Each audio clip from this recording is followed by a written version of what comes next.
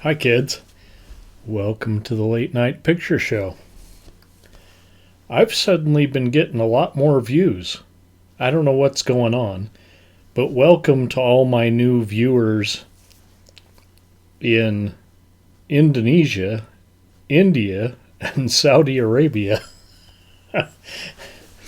Now, according to the stats, you aren't making it much past the intro, if at all past the intro, but that's okay, because the intro is probably the best part of the show. I spent like $400 on licensing that song. Okay. Pardon me while I wing it a little bit tonight. I can't see the top of my head there. Usually the top of my head's there.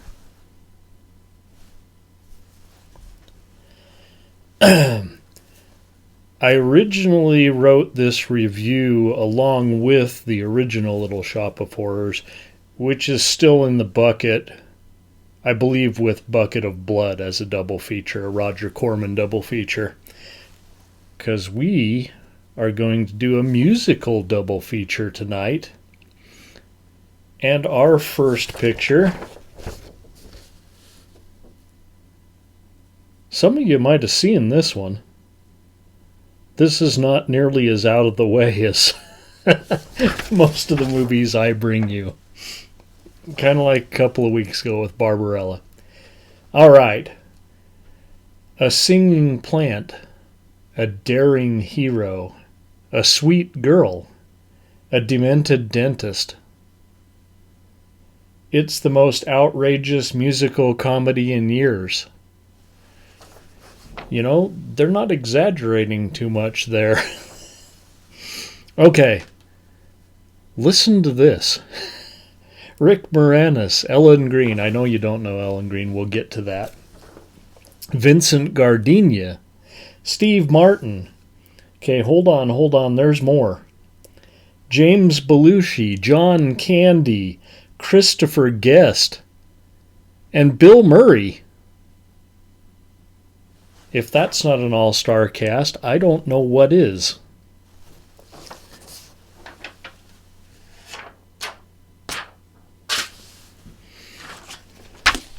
Okay. Little Shop of Horrors, 1986, Geffen Film Company. I forgot there even was a Geffen Film Company. David Geffen and Geffen Records, yes. Director Frank Oz.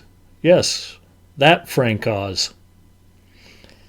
And yeah, we already went over this, but one thing the poster doesn't mention is instead of the narration of the original, we have kind of a little singing doo-wop trio.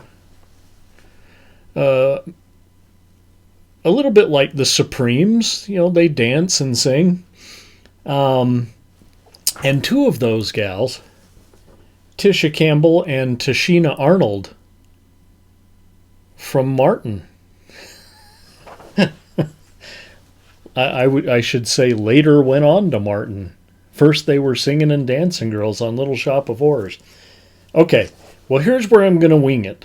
Because I wrote here, no use rehashing the story here. Okay. You may know the story. We have a flower shop. It's in a bad part of town. Skid Row. They sing about it. Owned by a kind of a crankier old guy.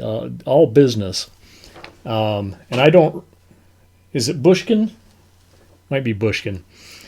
Mishkin? I don't know.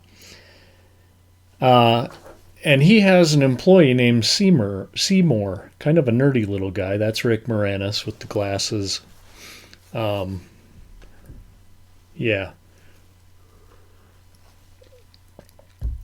And Seymour works on the plants. He kind of works in the background. And out front is Audrey. In this movie, that's Ellen Greene. And Audrey, you know, she's the showpiece. She's a pretty well put together gal. And so, yeah, you put the showpiece out front, sell the flowers. This Michigan, or I don't remember his name. He knows what he's doing.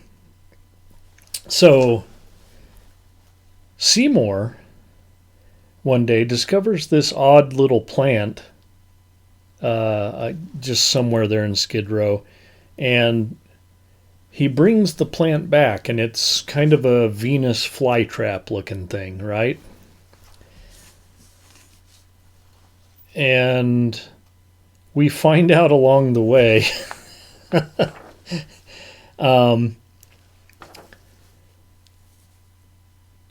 as it unfolds that the odd plant is bringing in business for the first time in years. We also discover that the plant likes blood. I mean, it's quite accidental. Seymour pricks himself on another plant and drips some blood in its mouth, and the thing comes to life.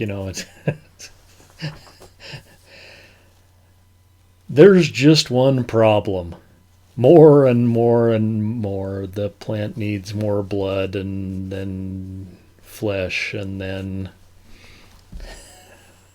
I won't ruin the whole thing for you, but Seymour has to get pretty shady to keep the plant fed. Oh, and the plant talks. I don't know if the plant talked in the original. We'll deal with that later. So I'll get back to my script here because that's the basic story. The odd plant revives business for the suffering shop and makes all of his dreams come true, but at what price? Now, I'm not sure exactly how this happened, but appears someone or two, Howard Ashman and Alan Menken, were so struck with Corman's film that they felt they must turn it in to an off-Broadway musical. And I kind of talked about that last week. There are the two guys that saw Roger Corman's 1960 black and white movie and said, that'd make a great musical. Ellen Greene, before only famous for her stage work, especially as Audrey, reprises the role with the all-star cast above in what can only be described as a musical version of Little Shop of Horrors.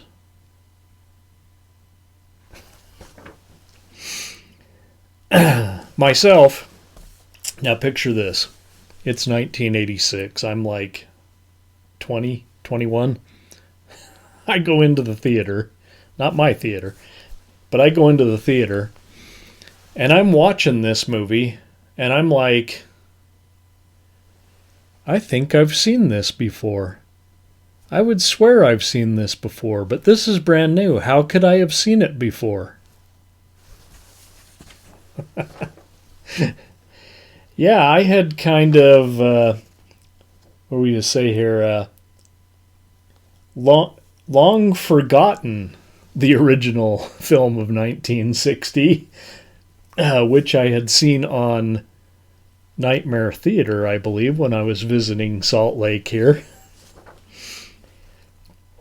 Yeah, I didn't get too far into the film before things were looking really familiar. And, eventually I put two and two together, and I'm like, I have seen this before. But it was an old Roger Corman film. It took me a few years to get this all put together. I was right. I had seen it before. Well, to an extent. Okay, whether it be the direction of Muppet Master Frank Oz, the above-mentioned all-star cast, the stellar songwriting, or the familiarity of the material, a great story from the past. This film is every bit as good as the original, but a lot more fun. Sure, it lacks the jazzy backbeat, and Audrey is all of a sudden blonde. Original Audrey was a brunette. But it makes up for it with the lively Muppet action of the plant, which is voiced gloriously by, who's he? The Four Tops. Levi Stubbs from the Four Tops voiced the plant. And yeah, the booming, I don't know if he was a bass or a baritone, but he had a fairly deep voice, and the "Feed me, Seymour." And boy, can he sing. The plant can sing. All right. I'm not going to tell you what I gave the original.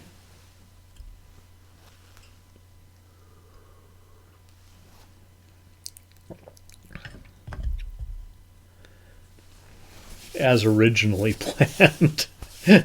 But what I will tell you is I give this musical 4 rings. It's a 4-ring circus on feature 1. And by the way, I'm still drinking scotch.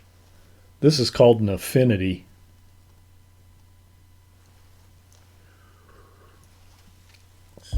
It's a shot of scotch, a shot of sweet vermouth, and a shot of dry vermouth, and some orange bitters. Not bad at all, and light on the alcohol. So